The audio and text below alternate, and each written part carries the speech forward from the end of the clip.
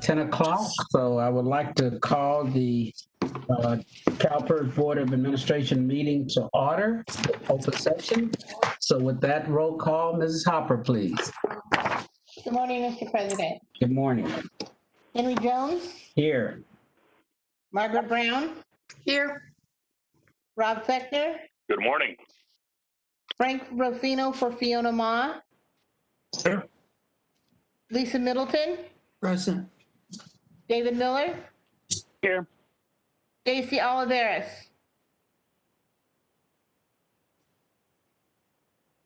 Arena Ortega,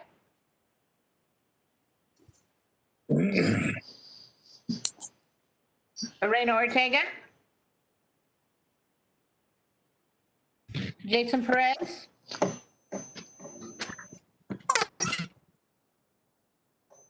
He's on mute. Ramon Rubalcaba, Present. Teresa Taylor, Here. Shonda Wesley, Excused. Betty Yee. Here. Okay, Frank Rosino for Fiona Ma. I Here. already got that. I got it. Stacy Oliveris. I don't see her yet, Mr. President. Yeah, she said she was. Yeah, I have a message from her. I need to send her the dial-in info. Okay. Okay. Arena Ortega, Here. Jason Perez.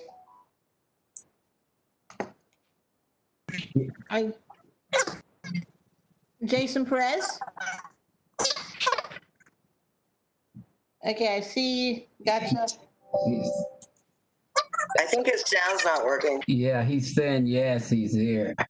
it sounds like it's the chipmunks. Yeah.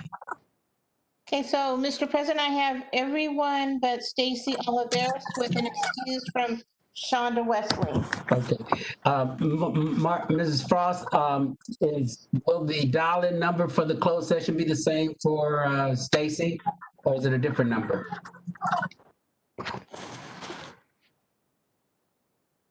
Okay.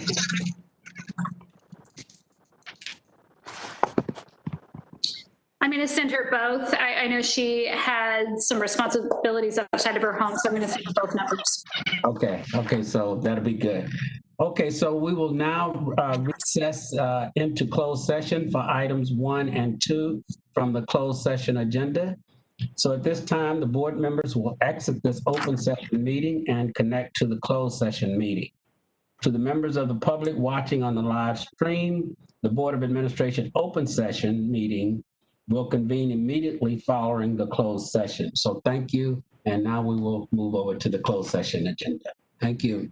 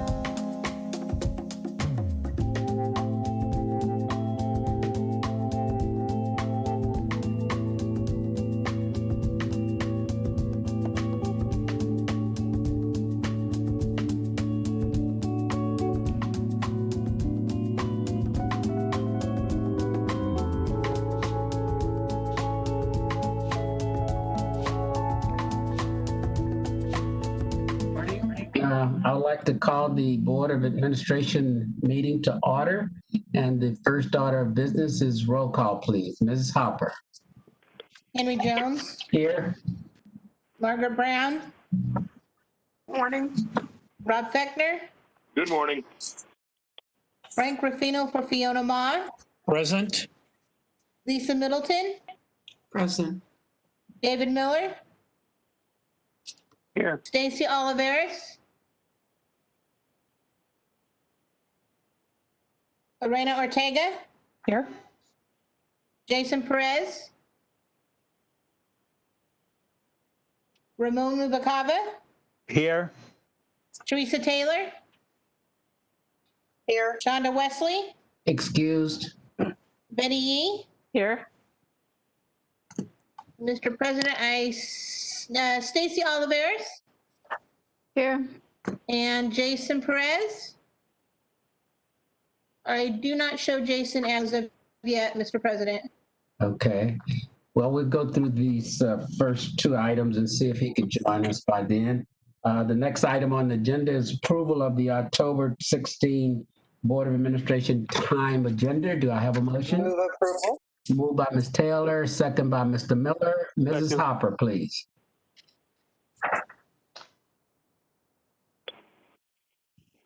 Margaret Brown, Aye. Rob Fechner, Yes. Frank Ruffino for Fiona Ma, Yes. Lisa Middleton, Aye. David Miller, Aye. Stacy Oliveris, Aye. Lorena Ortega, Aye. Jason Perez, Ramon Rubacava, Aye. Teresa Taylor, Aye. Shonda Wesley, Excused. Betty Yee. Aye. Mr. President, I have Teresa Taylor making the motion and David Miller seconding it. And I have all ayes, with the exception of Jason Perez. Okay, thank you, Ms. Hopper. The next item on the agenda is the Pledge of Allegiance, and I've asked Ms. Taylor to lead us in the Pledge of Allegiance.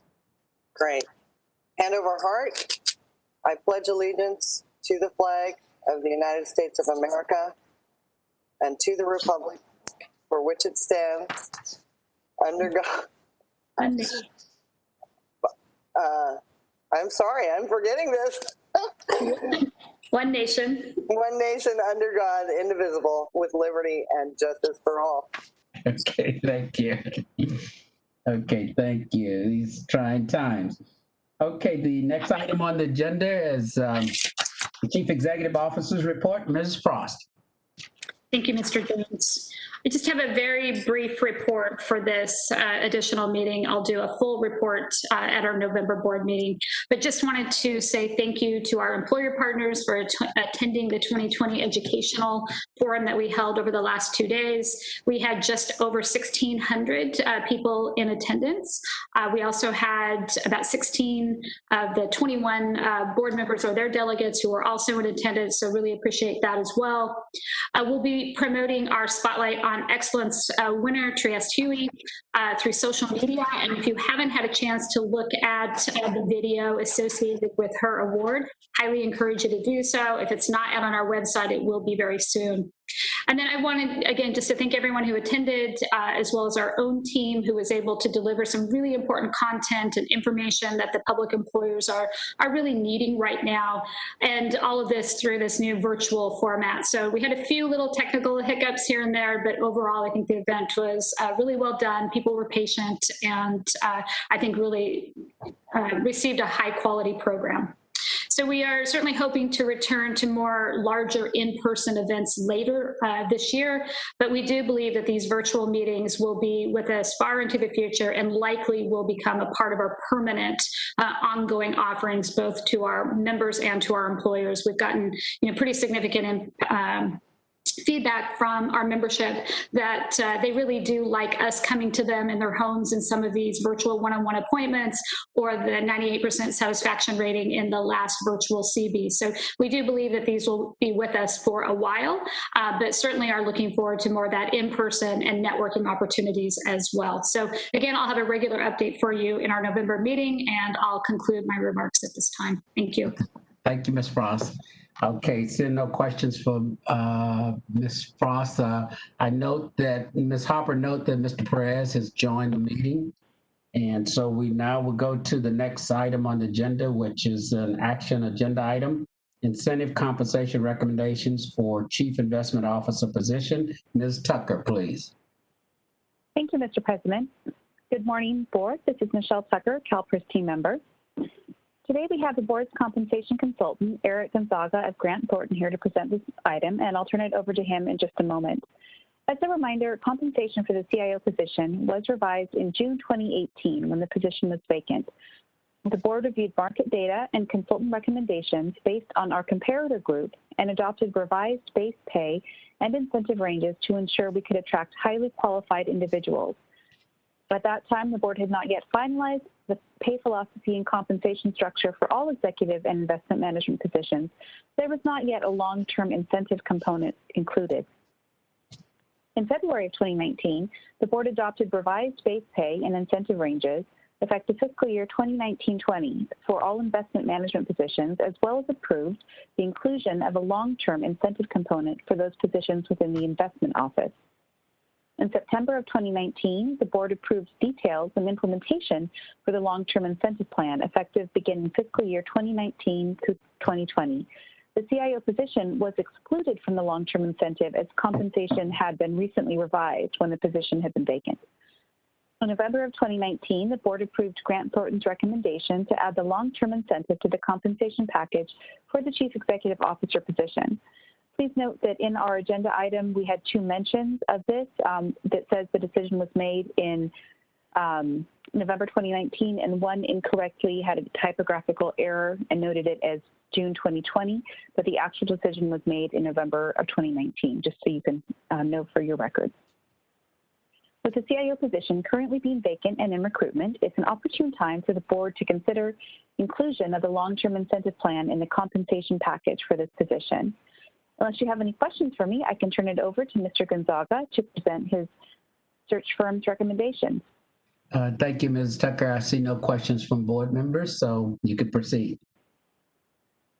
Great. And before he proceeds, I just wanted to thank you, Eric, and thank you and Grant Thornton for your partnership over the years. And with that, I can turn it back to you. Thank you. No, thank you. Thank you for the opportunity to work with such an outstanding organization. Our recommendations are pretty straightforward.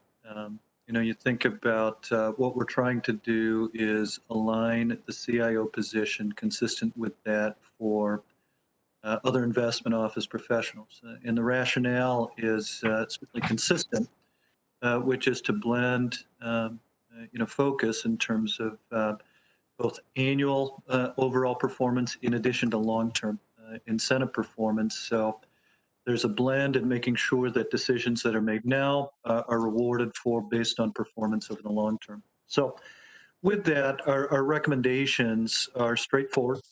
Maintain the existing salary range. Secondarily, reduce the targets and the maximum incentives for the annual incentives, and adopt a long-term incentive plan opportunity and structure consistent with that provided for the rest of the investment office.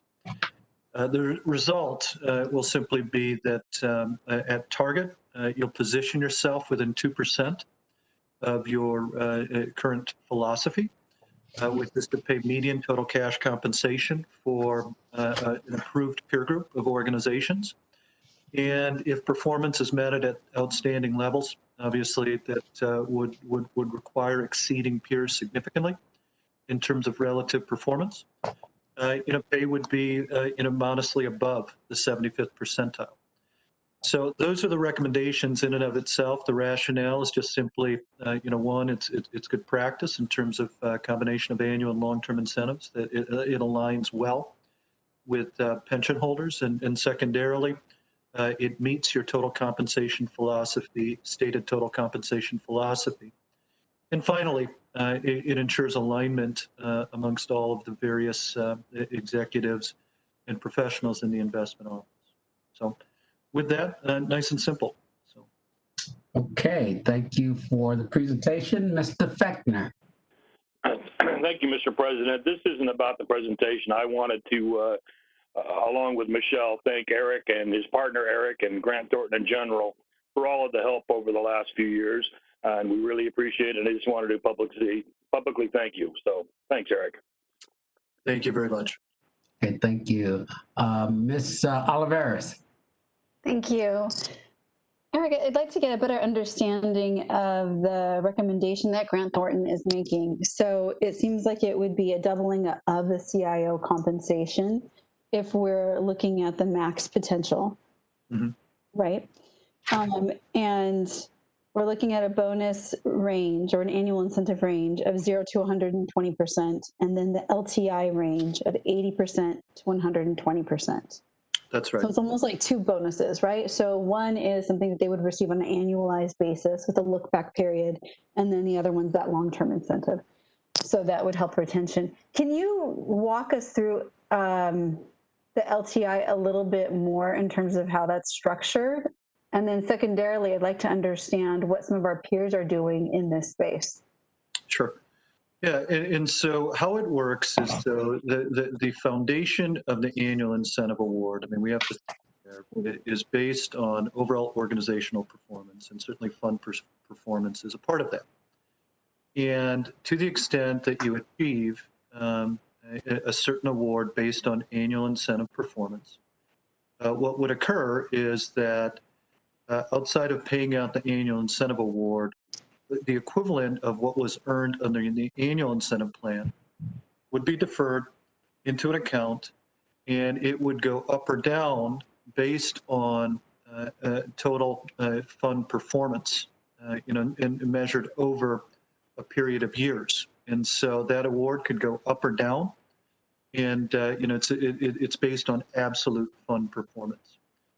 And the purpose for that is through the annual incentive, you get relative performance, and that will fund the long-term incentive plan allocation, and subsequent, no different than the pension holders, those amounts will go up or down, just like the funding does, it will go up or down based on the return for the fund from an absolute basis.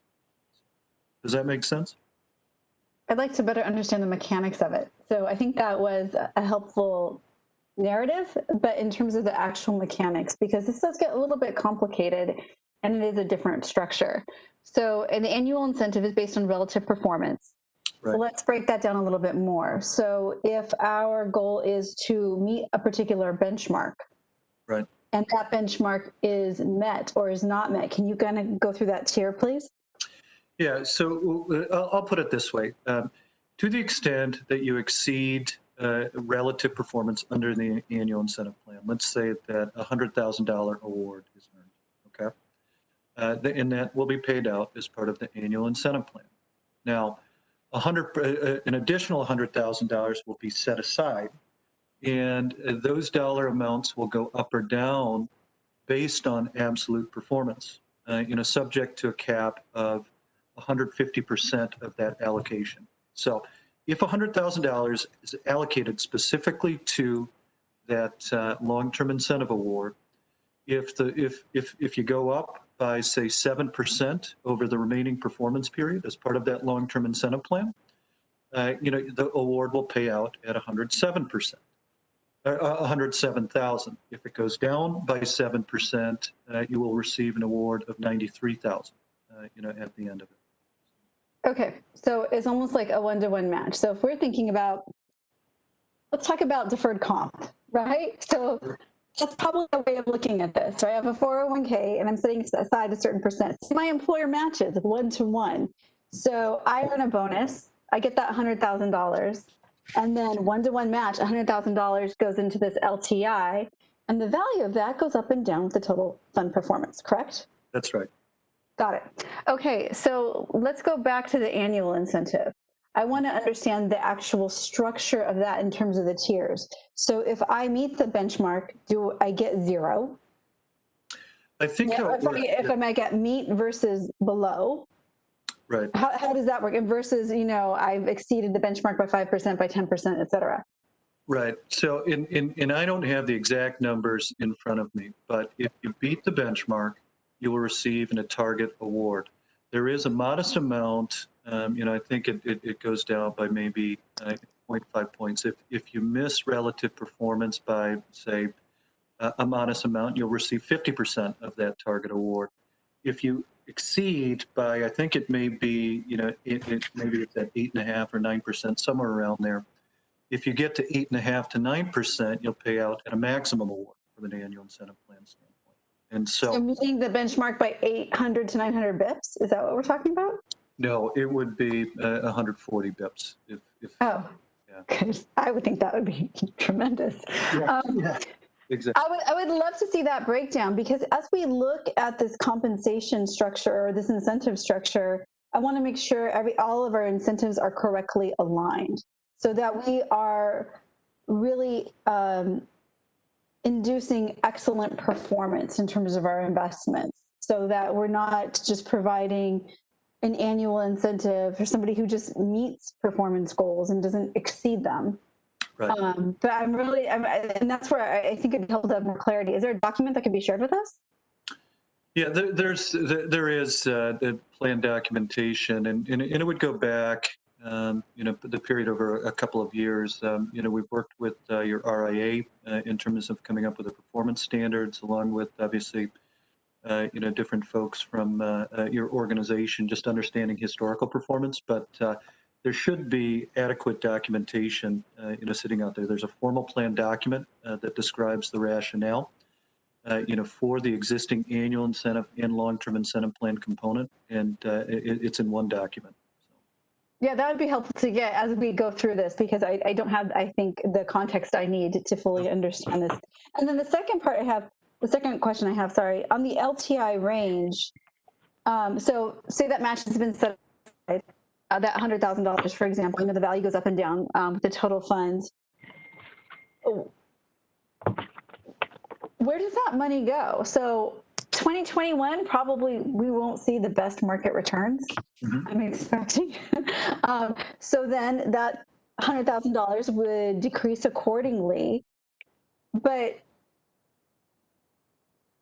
how are we doing that? I guess I'm not sure how that money is actually invested or what type of account it's held in, so that's adjusted. That part's not clear to me at all. Yeah, it's set up as a separate account. They're based on the accounting systems, and HR keeps a track record of what the award balance was at the beginning, and tracks it on an annual basis as to whether or not it goes up or down. So. And then so if it does go down, for example, that money goes where? It won't pay out until. It just won't pay out. Yeah, it won't pay out until the end of the investment period. Yep, that's right. Okay, got it. Okay, thank you. Ms. Oliveris, this is Doug Hoffner. Maybe I could answer the first question. We're happy to share the document. There's the incentive comp and executive management policy in your resource center of your diligent board books. It's about a 25-page policy, which includes sample incentive calculations. I think to your previous point, we'd be happy to share that with the entire board as well. It's in there as part of the policies and documents related to the board's program. The policies? The resource center of the diligent board books. Yes, titled, and policies.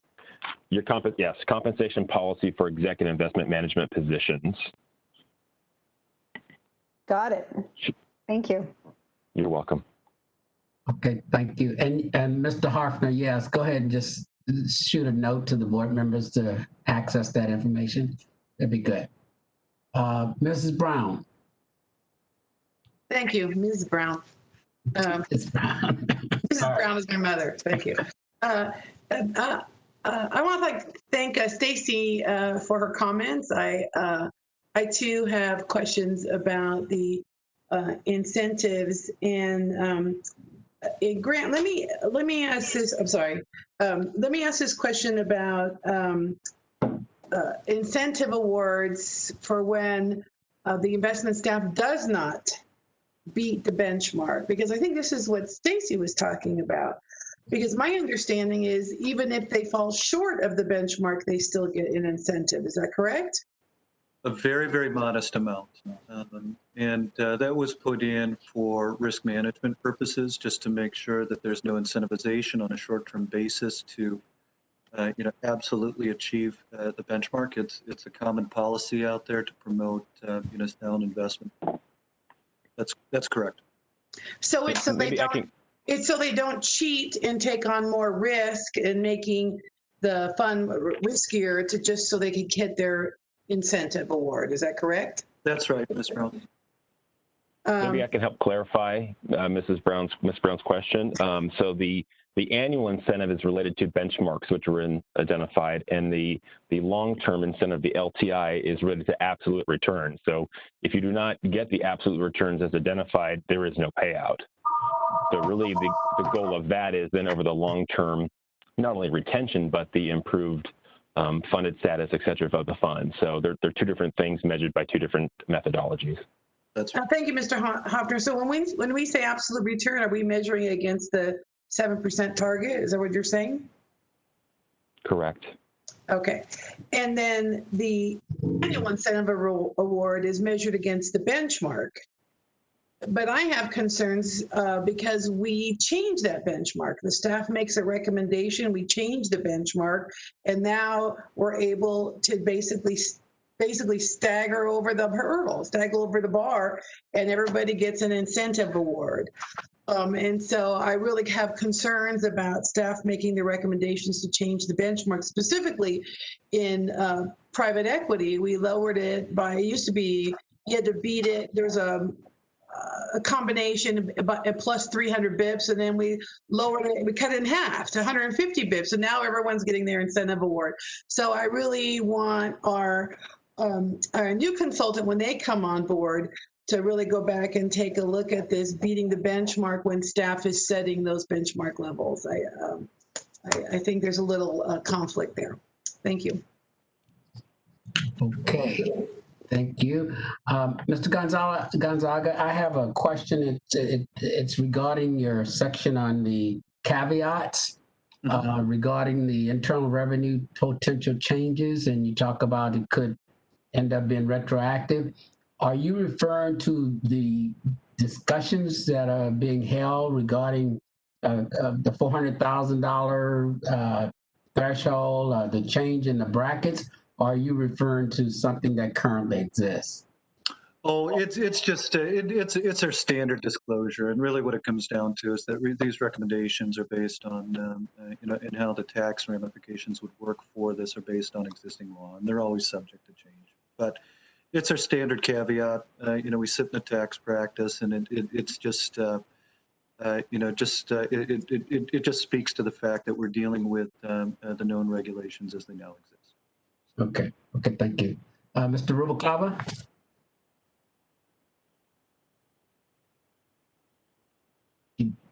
Again. There you go. I having problems. There we go. Change. Don't move. Okay, good. Thank you.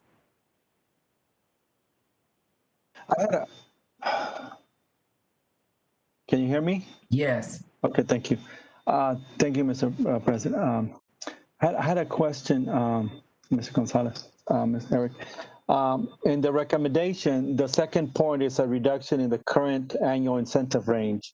Mm-hmm. And I'm assuming it's a total package, so that makes sense with the introduction of the long term. But my question is, how does it compare with the practice for everybody else in the investment office?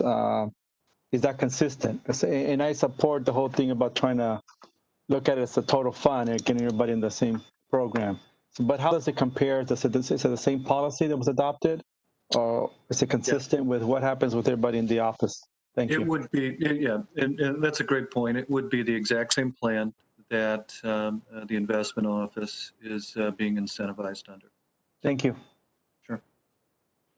Okay, thank you. Ms. Yee? Thank you, President Jones.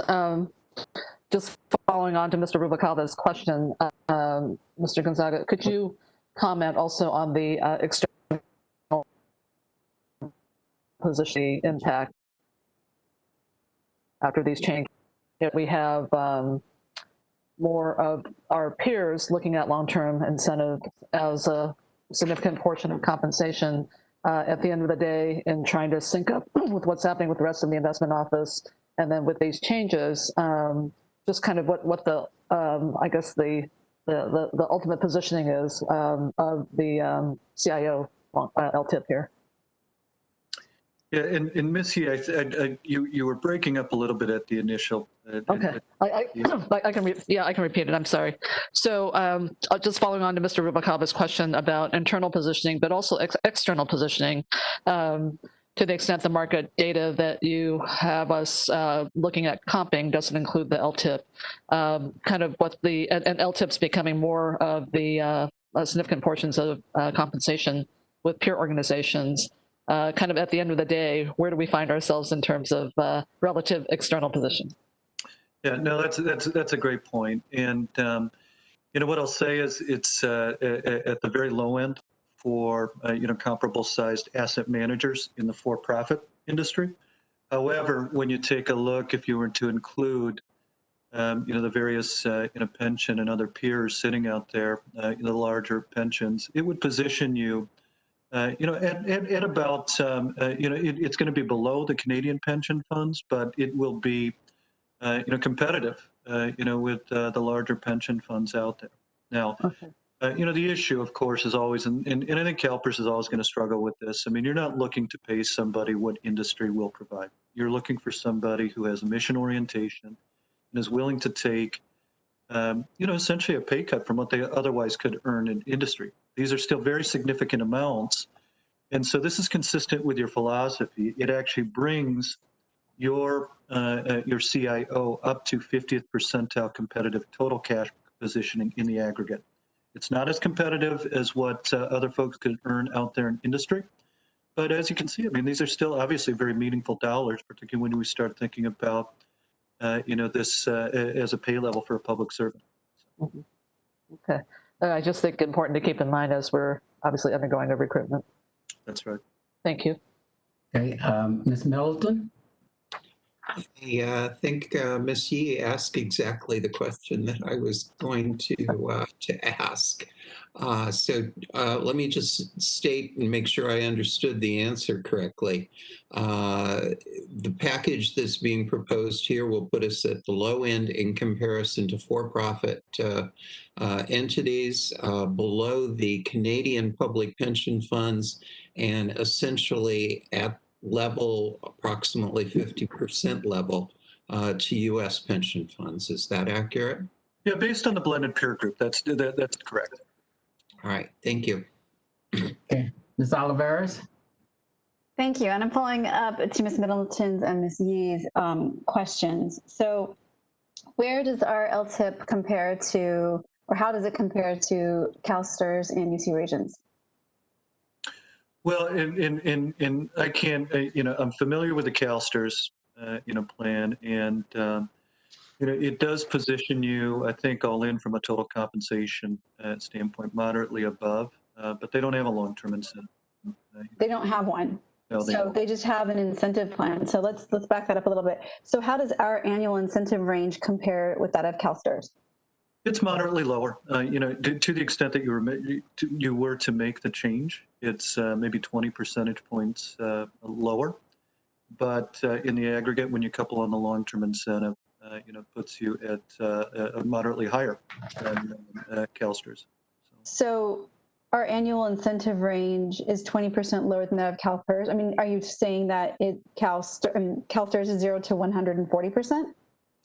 I think that they are, if I remember correctly, they may be 0 to 200%.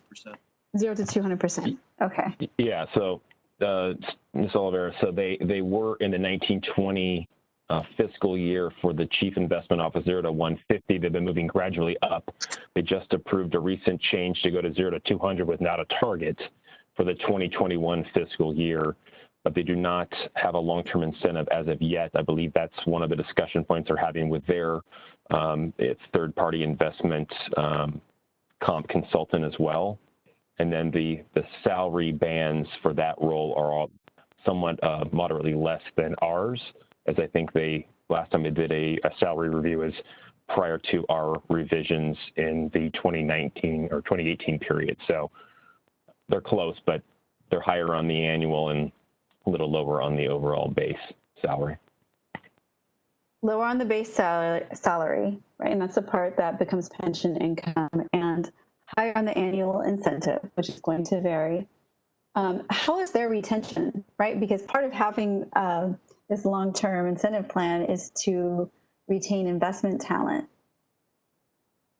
So within their investment executive team, how has their retention been? I don't know if I can answer the question about the retention of the entire investment team. You know, clearly their CIO has been in the role for quite some time. Yeah. They have a smaller team. Much of it's managed. They don't really manage third-party consultant work, so it's a different makeup. But I can't speak to that. We could look into that kind of data or work with the boards and comp consultant to help pull that information. And then UC Regents, do we have insight into that model? I do not have that data in front of me, but what I'll tell you is that when you take a look at the amounts that we're talking about here, I mean, if you were to take a look at, other university investment funds, the amounts that we're talking about would not be anywhere near the top of the market for, other comparable university funds. Well, I'm not talking Yale and Harvard. Not that I ever want to put Yale and Harvard in the same bucket. No. Understood. So Ms. Oliveros, I think if I can answer that question about the regents, my last understanding was I believe our salary is basically nearly identical in the terms of the top of the range for that role. And I believe they have a sort of more of a rolling 3-year sort of deferred compensation on the annual, sort of an annual long-term kind of blended. We can confirm that, but I believe that's over a 3-year period of time, which gets paid out in sort of different percentage chunks each year. So by the 3rd year, you're fully paid out, and then it starts again. Like a vesting period. In terms of that, yes. Interesting. Sort of a deferred vesting. Yeah, that's an interesting structure. And what about the other California pensions, like some of the county and city structures? I'm familiar with a couple of them, and the only thing, CalPERS would be higher than the great majority of them. Now, they tend to be different because just having spoken and worked with a couple different ones, I know that they tend to be externally managed as opposed to housing a lot of the investments internally. But the dollars for some of the ones that I've worked with and spoken with historically are lower than what we're talking about here. Okay, thank you. That's helpful. Sure. Mr. Miller. My question was kind of toward the university and other foundations, and I think it was pretty well covered by Ms. Oliveira's question, so I have no further question on that. Okay, thank you. Okay, so no further questions from the board. Before, this is an action item, but before we go there, we do have a request to speak on this item from the public. So, Mr. Fox, are you there? Yes, Mr. President. We have one caller, JJ Jelensik, for item 6A. Okay, thank you. Hi, this is J.J. Jelensik, a beneficiary. The risk adjustment is necessary if you're going to create incentives. Otherwise, you create an incentive to take excess risk. Global Governance Advisors, your new consultant, recommends that. Grant Thornton and the board's position has been to begin to pay bonuses for almost reaching the benchmark. And that is not, I think, the appropriate way to handle it. A little history lesson for the audience, since I know the board has done its homework. In December of 2018, there was a discussion And it was basically a history lesson and an identification of next steps on long-term performance, but no details. On February 19, the consultant presented a proposal and the board changed the base rate and the incentive ranges. It also selected option C, which had the long-term incentive in it, but had no details, and staff was directed to go back and prepare some details. In September of 2019, the board adopted the concept of a long-term incentive program, but it had no details. November 19, the board adopted a policy which includes the long-term incentive, but however, it was done as a consent item, so there really was no discussion of what it was, and it's really based on compound growth rate. It's not particularly consistent with the description that Grant Thornton just gave. In June of 2020, the board did adopt the consultant's recommendation on the compensation for the chief executive officer, but it has no mention of long-term incentive in it. I will acknowledge the previous article had a letter from the consultant saying that the board had adopted it. I will point out that this proposal does not define what it is. I think the constituents deserve to know what the long-term incentive is. I don't know what the board has discussed in closed session, but since it's a policy issue, I would assume there has been no discussion in closed session, and the members and the beneficiaries deserve to know what is being adopted. Thank you for your time. Okay, thank you. We have one more question, Ms. Olivares. Thank you. I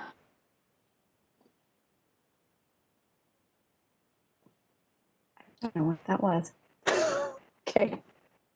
I had a question regarding pay equity. So I would like to know what the lowest compensation range is within the investment office and how that would compare to the max potential compensation under Grant Thornton's recommendation. You know, Doug, do you have that at your disposal?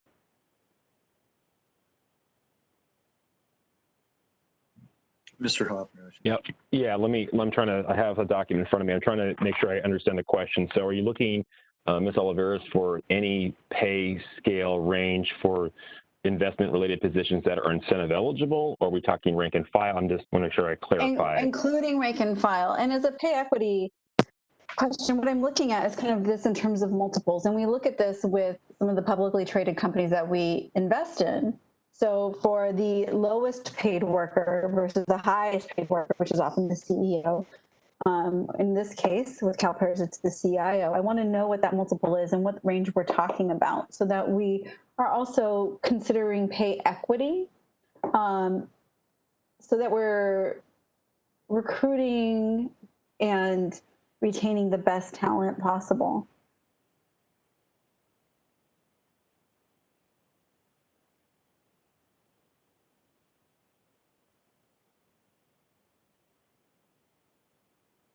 So Doug, do you have the pay range? So if I'm understanding her question, pay range for an investment officer one. And those are not incentive eligible positions. Correct. Right. They are not. They are not incentive eligible. And not part of the 20098 that is salary set by the board. Correct. So investment officer twos would just become incentive eligible through bargaining, and we can get that information. I do not have it at my fingertips, but I think the team's trying to gather that now. I do have it for the associate investment manager positions, which is in that same policy I referenced earlier. I would want to see IO1, the minimum for IO1. So why don't we just have that as a follow-up item, Ms. Frost, to provide that information to the board. Okay, so as I mentioned, this is an action item. Do we have a motion? I'll make the motion. Moved by Ms. comment and a Taylor. question. Beg your pardon? Wait just a minute. Wait, Ms. Oliver. It's been moved by Ms. Taylor and second by Mr. Miller. Question. Ms. Oliveris. No, I was saying before that there was a comment and a question before you. Yeah, Arena Motion. and Lisa, it looks like. Okay, so Ms. Ortega? Thank you, Mr. Jones. It's the timing is fine. It's a comment on the on the motion. I have the same concern about this proposal that I had as it related to the staff in terms of the long-term incentive simply being added on to the compensation structure on top of the annual incentive. And I think what I would like to see is maybe a further reduction of the annual incentive and the focus on the long-term incentive. I think that would more align with the other stated goal of wanting to have somebody who will hopefully stay for the 5-year period, as was discussed earlier. I think that this just becomes otherwise a very high salary that I think is it's very hard for me to support in terms of our role as a public pension. I think the point that was made earlier about where these numbers put us in terms of our comparators and the comparisons that are made in our market study, I realize that it doesn't put us at the top and in fact may make us look less desirable, but I still would go back to earlier objections that I know that I've made and others from CalHR have made about who is in fact in the comparison group when we do that salary study. And I think the responses to the questions that Ms. Oliveris asked about UC Regents and CalSTRS and some of the other California pension funds, and the fact that that information isn't kind of part of this discussion, it's in my opinion largely because the comparators that are looked at are outside private industry, other types of funds that I'm not convinced are the best candidates for us to compare ourselves to. So for those reasons, I will not be supporting the motion, and I just wanted to make that clear. Thank you. Okay, Ms. Middleton. Thank you, Mr. President. I realize how important it is for us to move forward with a decision today. But the question I would ask, it will be a few months before we complete the process. And while the decision we make today informs us and will inform candidates, is there anything in the decision we're making today that would preclude us from making alterations to what the incentive package is going to be by the time that we conclude a agreement with a potential new CIO?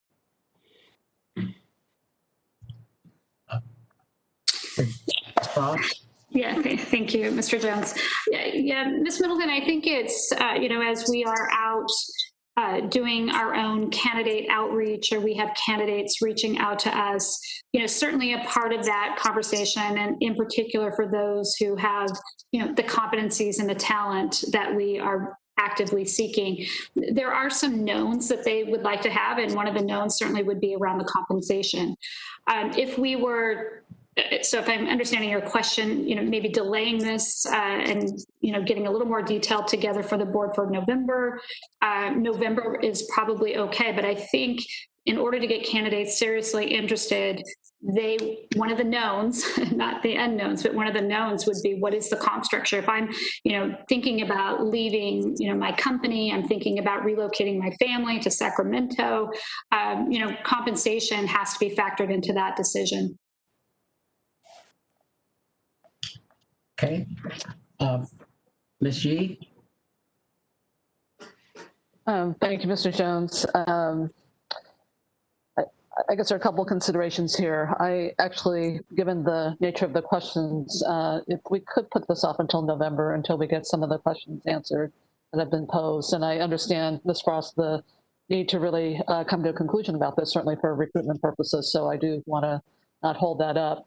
But the other factor too is just, I don't want to end up being in a situation of where we kind of have a bifurcated system with respect to the LTIPs within the investment office. And so I think there's a consistency issue and certainly a internal positioning issue that we're going to have to contend with if there are changes to this. So, but I would be open to getting more information back just to see if we could be more informed about any further adjustments to the annual incentive. Okay, we do have a motion and a second on the floor, but I'm going to go ahead and ask Ms. Oliveris. She has a question, and then we have to decide whether you asking the maker of the motion to rescind that motion, or are you willing to make a substitute motion? So Ms. Oliveris. Oh. I'm sorry, was that? Ms. Oliveris. Did you have something, Ms. Yee? I was just going to see if the maker of the motion would be willing to rescind the motion and to put this item off until November. Okay, let's go ahead and hear Ms. Oliveris. We got a couple more requests to speak, and then we'll entertain that decision. Ms. Oliveris. You're muted, Ms. Oliveris. Sorry about that. On the IO1 position, the investment officer 1 position, there's a bulletin for it online on the job site for California. And the base salary is $44,736. So if we're looking at the difference between the lowest range annual salary in the investment office and comparing it to the highest range, we're talking 53.77x. Or the CIO would make more than 50 times more. And as we look at pay equity when it comes to publicly traded companies, I think we also need to be cognizant of what message that sends to our own team. Thank you. Okay, Mr. Ruffino. Thank you, Mr. Jones. For the reason already stated, I'm not going to, I believe that my principal would support the controller's request to rescind the motion and to get some additional information that's been requested prior to make a final decision. So thank you. Okay, thank you. So now we go back to Ms. Yee's request of Mrs. Taylor and Mr. Miller. So my question to that is, I can just rescind the motion and you can direct staff? Would that be easier than making a substitute motion? Okay, so then I rescind the motion. Okay. That's the maker of the motion. Okay, Mr. Miller, you concur? I agree. I'm in accord. I concur. So the direction is to return to the November meeting to continue this discussion, providing the feedback that the board members have requested. Okay, so that concludes this item.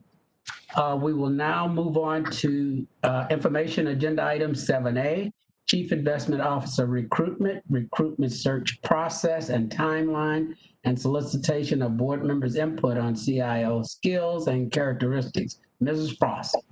Yeah, thank you, President Jones. So good afternoon.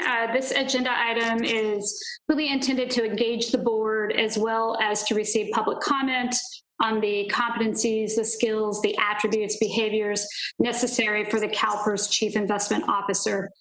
We have an active recruitment underway and have hired Korn Ferry, who's with us today, to assist in the search. So before I turn this over to Michael Kennedy, I will walk through a couple of more pieces for you. But our goal on this agenda item is to take the feedback and incorporate that into all of the selection processes. So for example, we would create candidate screens, we would create candidate assessments, and Korn Ferry will talk about a candidate assessment tool that they use. We will devise or create the interview questions, as well as doing reference checking on those points. As you know, CalPERS has really experienced quite significant turnover in its chief investment officer relative to its peers, and in particular the public pension space. And so we are really looking for a candidate who can make a minimum commitment of 5 years. And what that will also allow us to do is to better build an internal pipeline of individuals who can compete. Not that we would not have internal candidates who are highly qualified to do it, but we want a very strong, wide candidate pool to select from, which would include internal candidates.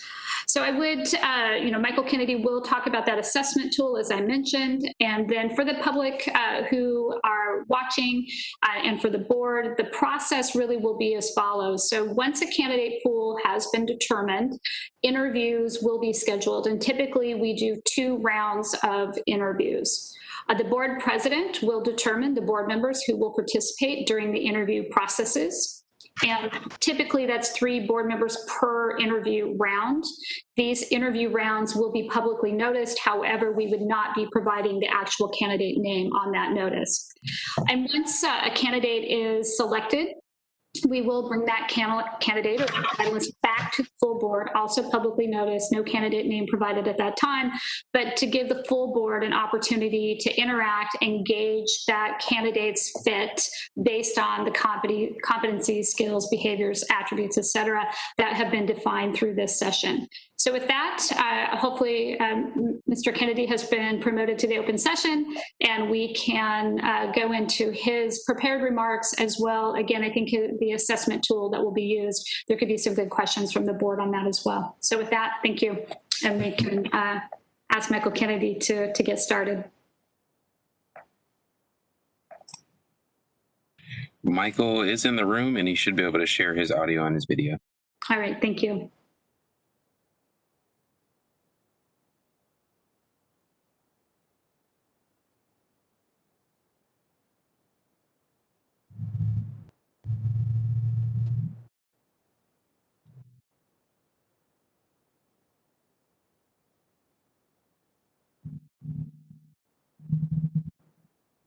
Okay. Good afternoon, everyone. This is Michael Kennedy, and I'm a senior partner at Korn Ferry based in the Atlanta office. Have been at the firm for 21 years and do conduct a lot of searches for public pension plans focused on CEOs as well as chief investment officers. And I'm joined on this call by my colleague, Sydney Baumgartner, who's based in the New York office. So what we want to do today is really a couple of things. We want to engage with the board and start to get feedback from the board as we talk about the attributes and competencies that are going to be used in this search. And also, we want to tell you a little bit more about the Korn Ferry assessment tool, KF4D, which is going to be a vital part of the search process. So just to give you a little bit of color around what KF4D is and what it's meant to do, this is a proprietary assessment tool that Korn Ferry has developed and has used over the last 20 years, and this is the latest iteration of it. And in some respects, it's sort of like a psychometric tool, and what it's designed to do is to really get at cultural fit for an organization. So we look at the competencies and the traits of the candidates and really take a look at how they stack up against what we will call a benchmark for CalPERS. And how that works is the tool, the way it works is that we will be following up with each of you to send out a link over the next week, and we'll ask you to fill the link out. And the link you'll receive will have a list of competencies, and you're going to be asked to rank those competencies. And then we will take all of those competencies and aggregate them into the top 5. And then we'll come back to you with a listing of these are the 5 top competencies that the board at CalPERS has come up with that you want us to focus on as we conduct the search. Now, the last time we conducted the search 2 years ago, the 5 mission critical competencies that we worked with were as follows. Ensure accountability, aligns execution, courage, strategic vision, and develops talent. So you may come to a different listing of mission critical competencies when we conduct this exercise this time. Now, what we do with that information is that we put together what we call a CalPERS benchmark. And then later in the search, when we have a short list of candidates, we have that short list of candidates take the KF4D assessment, but it's a different sort of exercise from what you're going to be doing. They'll be taking about a 45-minute case study where they're given decisions along the way and they're asked to rank their responses. And after they rank their responses, they're given another exercise or question and then asked to rate their responses and rank them again. And from that, we will get a profile on the individual candidates that we can then overlay against the benchmark of CalPERS to determine how the candidates match up against the so-called cultural fit benchmark of CalPERS. There will be areas where they fall below the line for CalPERS, and they were maybe specific areas there above the line at CalPERS. So, for example, one of their choices could be that their position of power, if you look at the competency power, may fall below the benchmark of CalPERS. So what that may mean is that this candidate is not really driven by power. So even though a person in the benchmark that CalPERS has put together, that particular item may be at a certain level, the person you're looking for, this person is not going to be driven by that, which is actually a good thing. So there'll be more to follow on that, but the reason why we use this assessment tool is to provide you with more data on cultural fit. When we conduct our searches, we find that candidates are higher because of their technical knowledge and experience and track records and things of that nature. And most of the time when it doesn't work out, it's due to lack of cultural fit. Since we designed this tool and have used this tool, we've done probably 7 million executives that we put through the assessment tool to date. And what we have found is that many of our candidates stick for a longer period of time than without using this assessment tool. And we've done some research around all of that. And again, it's just an additional data tool for you to understand culturally how they fit. And then in addition to that, the Korn Ferry team will be interviewing each of the candidates and coming back to you with our appraisal on each one, sharing with you our views on their strengths, their weaknesses, why they're motivated for this role, a bit more information on their previous experiences. We asked the candidates to put together some information on their investment performance. So all of that is going to be part of the process as the candidates are being interviewed and vetted as they go through the system. The KF4D is the last step once you get to the short list of candidates. So I wanted to make sure you're aware of that because you will be getting a link from Korn Ferry again within the next week. It'll take you all of 10 or 15 minutes to fill it out, and then that will give us the competencies. We're more than happy to share those competencies back to the board to make sure that you're comfortable with that. And then that's what we'll be using along the way as we talk to candidates, and it'll show up later in the KF4D. So that's what the KF4D assessment is designed to do. When we get to that point, we actually have a person on our team who's a PhD, and that's all that she does is work with our clients to share their perspective in some detail on the results of the KF4D assessment. So let me stop there and see if there are any questions, and then I do have one other thing I want to chat with the board about. Okay, thank you, Mr. Kennedy. Yeah, we do have a couple questions. Ms. Taylor? Mm-hmm. Yes, thank you. Mr. Kennedy, just a quick question. You were going over the list. Could you do that again for me? Oh, sure. So the list of the mission critical competencies from last time? Okay, so ensure accountability, align execution, courage, strategic vision, and develops talent.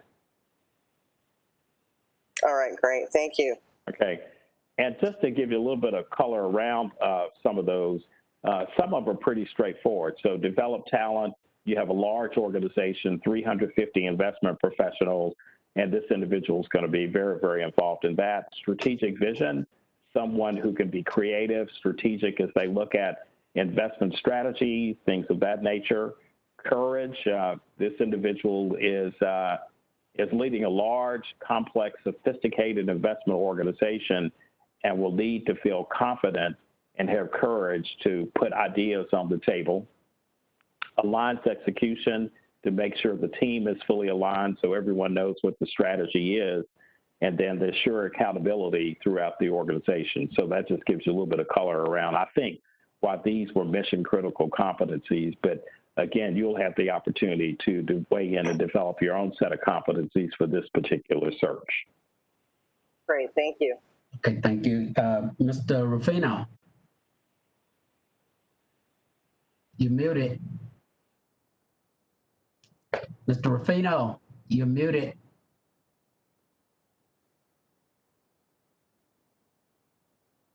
Mr. Rufino, you're muted. He's not talking. I don't know if he can hear us. Yeah, probably can. Why don't we ask David to follow up with him, and while we're waiting on that, we'll go on to Ms. Oliveris and we'll return. Oh, wait, hold on. Mr. Rufino, can you hear me?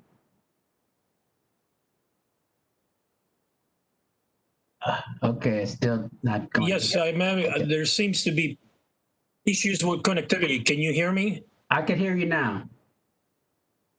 Okay, thank you, Mr. Jones. I have a clarification question, and that might be answered by the HR. It says position specification. Are these the same? Is this the same as the SPB, the State Personnel Board specification? That's my first question. I'm not sure if those are the same, or is this unique to our board? Thank you, Mr. Rufino. Oh, sorry. Go ahead. Go ahead, Michelle. Okay, thank you. And I think I heard your question, Mr. Rufino. You're breaking up a bit, but this is a CalPERS classification, so it's Chief Investment Officer, Public Employee. Cannot hear any. I can't hear any. Was that your question? Did you hear her, Mr. I did not hear the answer. I'm not sure. Okay. Yeah. So, Mr. Rufino, this is the job. We're having a connectivity problem. Okay. Okay. Why don't we ask David to work on that, and we'll come back to Ms. Tucker. We'll come back to for you to answer his question and see if we can clear that up. Okay. I think Mr. Jones, I got a follow-up question real quick. I did not answer. I assume that these are not. So I assume this is not SPB spec, correct? So because I was trying to determine when was the last time that was revised and whether this board has the ability to revise the job specs without the traditional process in the civil service process. Yes, Mr. Rufino, can you hear Can this board revise or change? Yes, I think. You're still breaking up, Mr. Rufino. And I don't think the entire question was heard. So I think we understand the question. I'm sorry, I'm not sure if it's me. Answer it and get it into the record, and then I will follow up directly with Mr. Rufino to answer it. But let's get it into the record. Okay. So you will. So I think the system is working now. I mean, I think. Sorry, can you guys hear me, or was it just me? No, I could hear you. I could hear you now. It's a thank you, Jason. Okay, we're gonna get that in the record. Okay, so while we working on it, Mr. Rufino, we'll come back to you. Can you hear me? Yes. Okay, we'll come back to you. Okay, Ms. Oliveris. Thank you, Mr. President. This question is for Mr. Kennedy. Mr. Kennedy, thank you for that context about Korn Ferry's process. While you were speaking, I went to look it up online on Korn Ferry's site, and I found the Korn Ferry 4-dimensional executive assessment. Very thorough document, about 200 pages, a little bit more than that. Could we have that sent to us so that we understand the assessment process as well? Sure. We can send that to you as well as a sample profile, so you can see what the document will look like at the end. So therefore, you'll be able to see what a benchmark will look like for CalPERS. It won't be CalPERS in that document, but we can get that to you. Thank you. The more information, the better. Okay. I don't know if you want 200 pages though, but we can get you quite a bit. Yeah. I already have it open and have been reading it. It's just a statistical analysis. Okay, sure. We can get that to you. Mr. Hoffner, Ms. Frost has stepped out, so you got that as a to-do follow-up direction, okay? Correct, we got that. Thank you. Okay, Mr. Perez. Mr. Perez?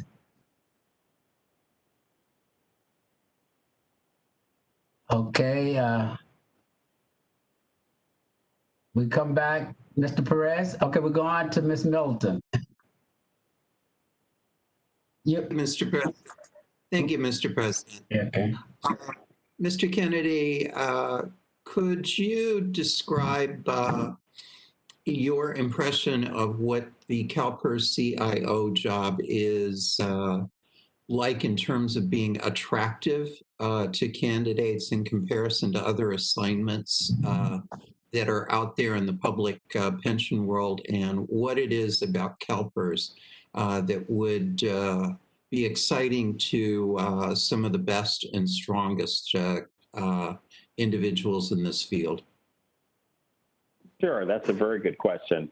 My first response would be that CalPERS has an international reputation, so it has a global reputation, and I think that's going to differentiate it from just about every other U.S. public pension plan. And that's why I think a lot of candidates here in the U.S. are going to be excited to raise their hand to participate in the process, because they view this as an opportunity to lead the largest pension plan in the U.S., but also be viewed as a global investor and have relationships with pension plans all over the world. So the scale is going to be one thing. The reputation of the organization is going to be another. I think the other dynamic is the internal management. I think candidates will be attracted to having a staff where they can do some pretty innovative and interesting things with an internal staff and not have to outsource everything to external managers. So that's going to be a plus. But I think those would be sort of the major reasons why people are going to be very interested in CalPERS, that differentiates CalPERS from other CIO opportunities in the marketplace. So it's fair to say we're not simply looking for someone to lead our investment office. We're looking for someone who will be a leader within this industry. Yes, because of the position and reputation of scale of CalPERS, this person will be viewed as a leader in representing the public pension arena. So, for example, if CalPERS is doing something interesting as pertains to private equity or infrastructure or something like that, it's going to gain notice within the industry. So other U.S. pension plans are going to be interested in learning what CalPERS is doing. So from that aspect, there is a leadership component to it. And this individual will be the one who you may see on CNBC and other media outlets more so than other public pension plan chief investment officers around the country, which is why, again, we need for this person to have very strong communication skills. Great. Thank you, sir. Okay, thank you. Ms. Frost, have you gotten Mr. Ruffino's question? Yes, I did answer what we had already placed into the record. Okay, so there's no further questions from Mr. Ruffino at this time. Okay, all right. Okay, then Mr. Perez, I guess you're still not on. So we'll go on to Ms. Yee. Thank you, Mr. President. I really appreciate the focus on the competencies, Mr. Kennedy, and I think particularly setting an expectation that, through the position spec as well, that there's an emphasis on these more public-facing duties, which I think is something that I think we all understand that the candidates may not coming in, just to understand the extent of that. So I very much appreciate that being front and center, as well as the work with the stakeholders. So I think that I really applaud you for that. My question has to do with, and I'm sorry, I keep getting stuck on this position specification, and I think it has to do with my mindset kind of being on state position statements, but on the professional experience and qualifications, I'm still not reading it as the qualification being one that requires a college degree. Usually when we say equivalent to graduation from college, it's kind of a proxy, and so I just wanted to be clear that, I mean, I assume that all these candidates are going to have college degrees, so I'm not necessarily worried about it, but I just don't want there to be any question that comes up educational background. And so I don't know if others share that concern, but it's just my own kind of orientation around the word equivalent, which in state service means something different. Mr. Kennedy, you want to respond to that? Sure. So, yeah, So, Michelle, you want to respond to that? Ms. Tucker first, and then Mr. Kennedy. Right. I apologize, Mr. Kennedy. So there is a classification specification, which is an SPB document, and that lays out the education patterns. And so there are 3 patterns. 2 are internal, and then there's a 3rd external pattern, which does require education equivalent to graduation from college with a major work in business administration, economics, finance, or closely related fields. And so the position description that's in your agenda packet is the more specific position description that we can change if we wish for this particular recruitment for this particular vacancy versus the spec, which is a more permanent legal document. Okay. I mean, I guess, Ms. Tucker, am I making sense in terms of what I'm trying to drive at? Because I guess I'm just worried that it's not clear, even though we talk about graduation from college with certain work. It's just that word equivalent, which I think, generally speaking, in state service kind of suggests that it's something other than, but equal to. So, Ms. Yee, are you suggesting that you would feel more comfortable if we had wording in the position description that required a college degree? Yeah, I don't know that we need to be ambiguous about it. And I think just in terms of optics, so we're not having to deal with it down the road, that might be a good idea up front. If it's possible to change that, okay, that would be terrific. And then secondly, given this environment in which we find ourselves, I guess both to Mr. Kennedy and to Mr. Jones, the interview process. I guess the concern about how do we accurately measure fit if most of what we're going to have to do may have to be virtual, or are we contemplating in-person interviews and meetings? That's an excellent question. Yes, yeah, I think let me address that, Ms. Yee. So we do believe that we need some in-person contact with any real candidate for the CalPERS CIO. And CalPERS has some pretty large conference rooms that we can mic up and keep appropriately socially distanced, have a small interview panel toward the end of the rounds where we know we've got the top 1 or 2 candidates. But the idea is we would have an in-person with anyone that we would extend a job offer to. Good. All right. And Mr. Kennedy, you're on? Yes, and let me weigh in on that, because what we're seeing in all of our searches today for public plans is that we're able to interview candidates pretty effectively on Zoom for the first round and maybe the second round, but you get to a point where we would recommend, and it's a given, that you have to have the candidate there in person. We would not recommend you hiring someone for this role without people having the opportunity to be there in person to interview them. But in the early stages of the search, I think we're all comfortable utilizing Zoom. That gives us enough insight into the candidates to learn about their experiences and things of that nature to narrow it down. But once you narrow it down, it's important that you see the person face to face. Okay. Great, thank you. Okay, you're welcome. Okay, Ms. Oliveras? Ms. Yee?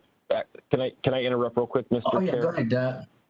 I think, Michelle, we need to clarify the question about the college degree. There are 3 patterns for this position. It is a civil service job. And so I think let Michelle just clarify that the 3 different outcomes you can get based upon that specification that was approved by the State Personnel Board for this type of position. Michelle, can you provide that feedback? Yes, absolutely. So there are 3 patterns. The third pattern, which is the external pattern, has an education requirement that we discussed. And so the first 2 patterns are internal patterns, which is typical for civil service classification. So there's a way where if you've served, for example, as a senior investment officer, as other types of positions in CalPERS, where you would already have had a degree required from that path, you can take the position, or there is some language for equivalency. However, I don't think, unless we're using pattern 3, we can absolutely require it. But what we can do is work with Mr. Kennedy and add it as a strongly, highly desirable qualification. That's something that we can, screen for and look for through the process. But I think we can't absolutely require it from people who meet pattern 1 or 2. Okay. I just wanted to clarify that before we moved on. I appreciate it. Okay, good. Okay, I appreciate the explanation, and I guess I would ask you to work with Mr. Kennedy on that option about trying to just bolster that. Okay. At that end. Okay. Okay, good. Okay, Mr. Perez, did you have any additional question or comment? You okay? No, I'm good. Okay, thanks. Okay, Ms. Oliveras. Thank you. My question's about the experience. So as I read through the professional experience qualifications, in the first bullet, it says that 1 year of the required experience may be substituted for a graduate degree. And the next bullet has as a minimum 7 years of increasingly responsible experience. So hypothetically, a candidate could have 6 years of experience of increasingly responsible investment experience and a graduate degree. If we're talking about 6 years, 7 years, honestly, anything fewer than 10 years, I would think that this position would require substantial investment experience, given the size of the portfolio, given the global exposure, the communications that will be required. I want to know how we came to the number of years experience in this document. Okay. I've got my thoughts on that, but Michelle, did you have any thoughts around that? And I'll give you my thoughts on why it's 7. Yes, thank you, Mr. Kennedy. I can answer that briefly, and then I think turn it to you for the context. Yeah. So it is a class specification that has the minimum qualification. So this would be the minimum that a person would need to have to be appointed to this position. That does not mean that that would be what we would necessarily go for. We can always look for something higher for greater qualifications, but that is the minimum amount that we could accept. And often I would expect that we would see that combined with other relevant characteristics, other backgrounds, other things that would be compelling. And I think that's what Mr. Kennedy is going to kind of add in. So I can turn it back to you, Mr. Kennedy.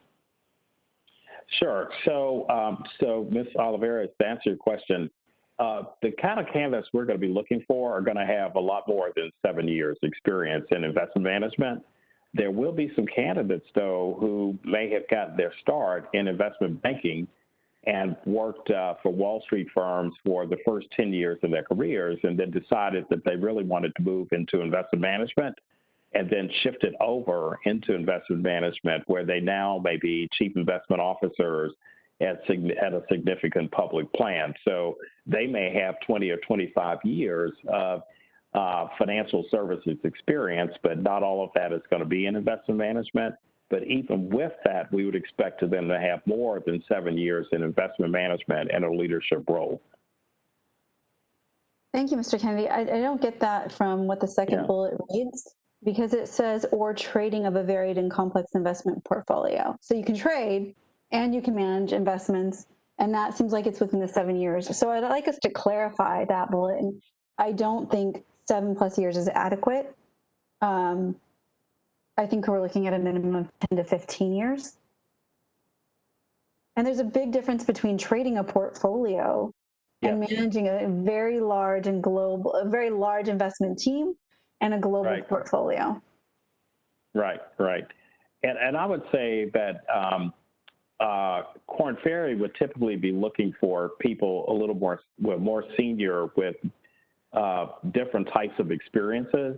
But I think we're having to work with the staff at CalPERS because they have certain minimum requirements that have been added to the document. So what you're seeing may be blended.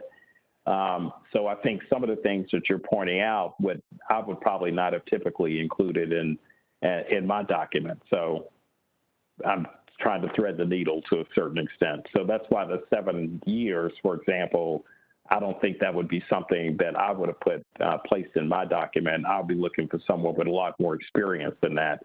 When you look at the candidates who we have today that we're pursuing, all of these are very seasoned investment professionals who've been in the industry for a number of years in leadership roles, and they've got pretty extensive track records and are pretty well known in the industry. So they have a lot more than just 7 years.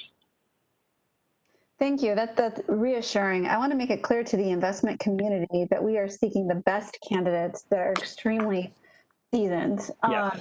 And this does not reflect that. So I would like a document that reflects that, because I also want us, I want us to put our best foot forward too in recruiting candidates.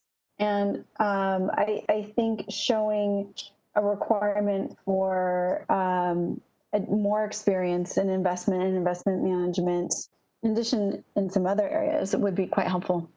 Yeah, agreed. Okay, Ms. Brown. Thank you, President Jones. So my questions follow almost exactly along the lines of Ms. Yee and Ms. Olivares, which is first about the degree. And so now I understand, Ms. Shell, according to you, pattern 3 are for people coming from outside the state, and that would require a mandatory degree. Is that correct? And if not, can we change that for pattern 3?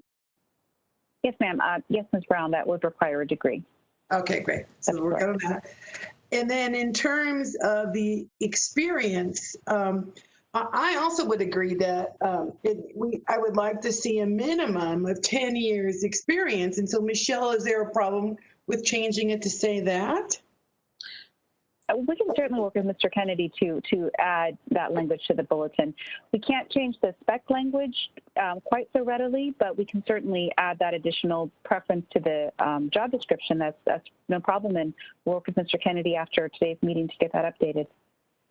Yeah, great. And then I also think the criteria of leadership experience. I mean, even if you manage a pension fund, you still we are looking for that sort of leadership skill, that someone that's already been out front for many years. I know, Mr. Kennedy, you're saying that the people you're looking at or trying to recruit will meet that goal. And I just want to make sure that, we don't get someone who hasn't been sort of in that top spot previously, because that hasn't worked out for us so far to date. Thank you. Yes. Okay, thank you. Okay, so I think Ms. Oliver, not Oliver, but Ms. Tager, you are okay. Okay, and Ms. Taylor, you are okay, or are you back in?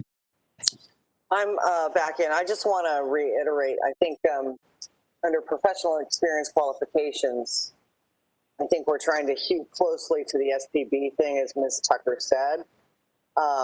So if we can do the qualification for professional experience qualifications, I don't know where you would put that, because if we're trying to hew to the SPB document, if you put that elsewhere, the 10 to 15 years, I would assume you'd have to put that elsewhere because it wouldn't match, is my only concern. Yeah, Ms. Taylor, we'll put it into the recruitment brochure, and we'll use it as an initial screen for candidates coming in, is how we'll do it. Okay, great. Yeah. Thank you. Mm-hmm. Okay, Mr. Rufino. Yeah. Thank you, Mr. Jones. So I just looked up the SPB specs on the position, and I just want to point out that it was established in 2004 and there's been no revisions since 2004. So that's a long time. So I certainly don't think we need to stall or we need, but I think at some point it will be wise to reevaluate and take a look, because the minimum qualification as well as the specs itself, as it is right now, only 3 years of experience is required. Years as a senior investment officer, or 5 years as a senior portfolio manager. So, or 7 years in planning and directing. So it certainly it needs some revisions. Should try to get these revisions. Thank you, Mr. Ruffino. We'll put, with the board, we'll go ahead and put that down as board direction to bring that back perhaps next year.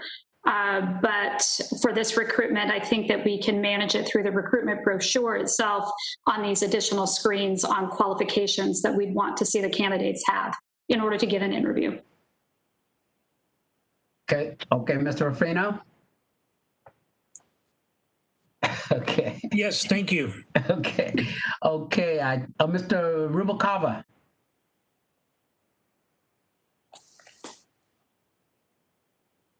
I think you also missed Lisa.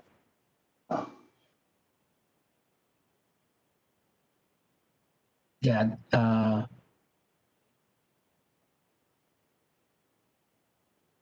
Mr. Rubalcaba, go ahead. Hey, thank you, Mr. Jones. I'm still having problems with the mood. I just had a quick comment. One is, I do want to get a clarification. So there's a recruitment brochure that's, I guess, gives a more outward focus of what we're looking for. So if you could get some clarification on that vis-a-vis the position classification, position specification. And right. But speaking to position classification, I thought it was very well written. I liked, at least what I liked is how it conveys the whole public face. That's very CalPERS, because that's what the CIO will face, and also the need for relationships and the roles between the board and the CEO. I thought was very good. And I just think I want to comment, but I guess it's obvious, is that no matter what the minimum requirements are, there'll be a screening, and that's done by Korn Ferry, and that will, I'm sure, once we get a final pool, it would meet the board's expectations. So I just want to make sure that's clear. Thank you very much. Thank you. Yeah, Ms. Middleton. Okay, thank you, Mr. President. And I appreciate the discussion around what's the minimum number of years that of experience that someone should have. I'm not necessarily opposed to increasing those number of years, but I'd remind my colleagues, when we set a minimum, that's simply a minimum that allows someone to compete for the job. And I don't think Mr. Kennedy and his firm is going to bring us anyone who is not an extremely qualified talent. And I would be nervous about us creating too many minimum and potentially missing out on the extraordinary talent, the extraordinary younger talent that might be the perfect fit for CalPERS. Yes, and I can assure you that we're going to be bringing very senior and seasoned professionals to CalPERS. So even though there may be minimums in the California specific spec or guidelines that are much less than that, that's not going to be the caliber of candidate we're going to be bringing to CalPERS. So I think I can assure the board of that just based on the people that we're talking to so far. Okay. Well, thank you, board members, and we do have a request to speak on this item from the public. Mr. Fox.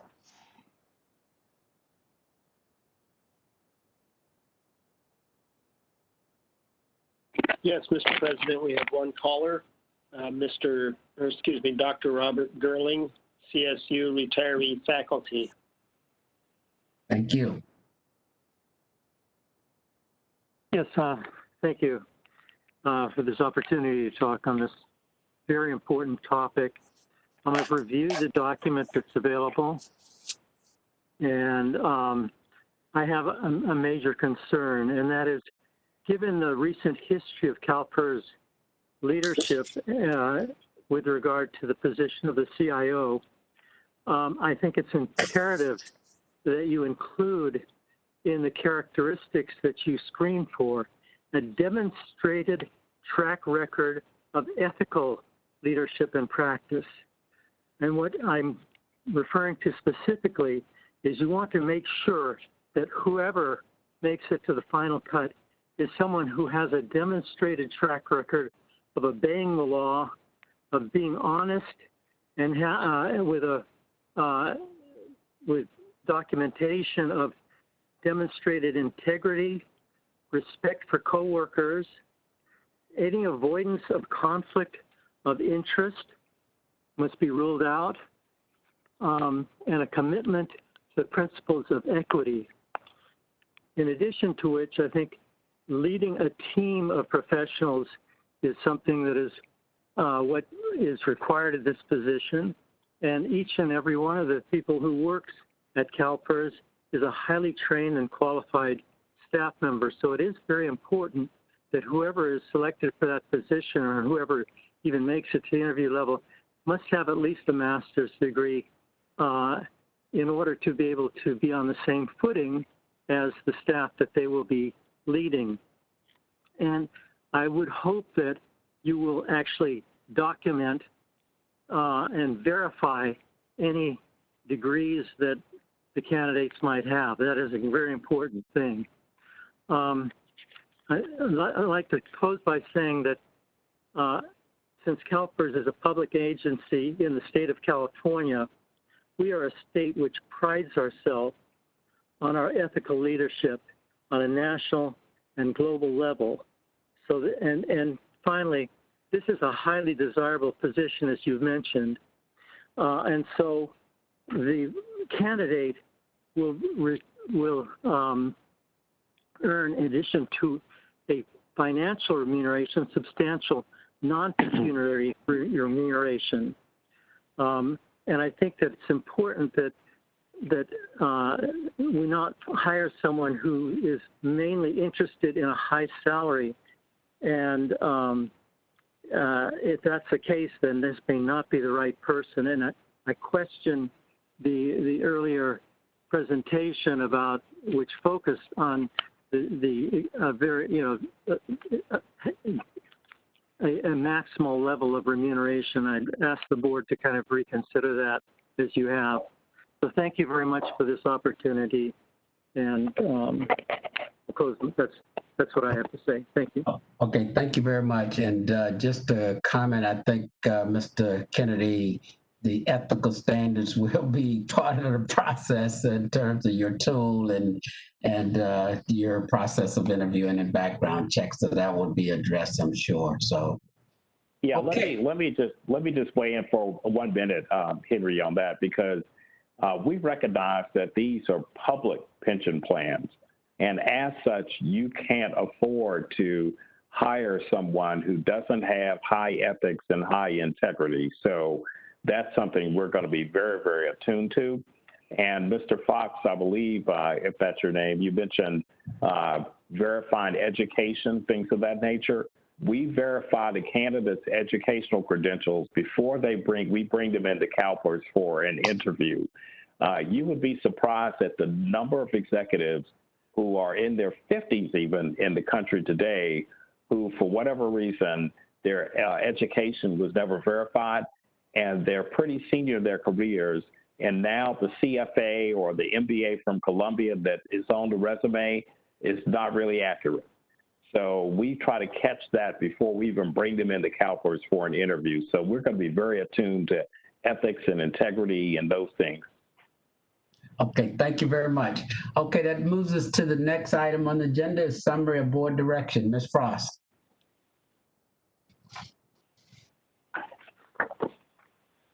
Mr. Jones, this is Matt Jacobs. Ms. Ross had to leave to catch a flight, so I'm going to stand in for her for this part. Okay. And what I have is bring back an agenda item to remind the board of the current incentive structures. Bring back the long-term incentive item to the November meeting and address questions regarding in connection with that item, address questions regarding what peers are doing relative to base pay, incentives, and long-term pay structures. That is what I have. Did I miss something? Doug, I think there was one other thing that I think Doug was going, I don't think I heard that one. Yeah, so the one other item, Mr. Jacobs, was the KF4D, the document that Mr. Kennedy talked about. I think there's a kind of a description document which is quite voluminous that we would be sharing out as a link or as an attachment. Okay, good. Okay, Ms. Brown? I just wanted to remind about the KF4D, but Doug beat me to it. Thank you. Yeah, right. Okay, I think that's all then. That's fine, Mr. Jacobs. And so now we will move to the last item, public comment, beg pardon? Public comment. Mr. Fox, I think I got a note that there's a request to speak under public comment.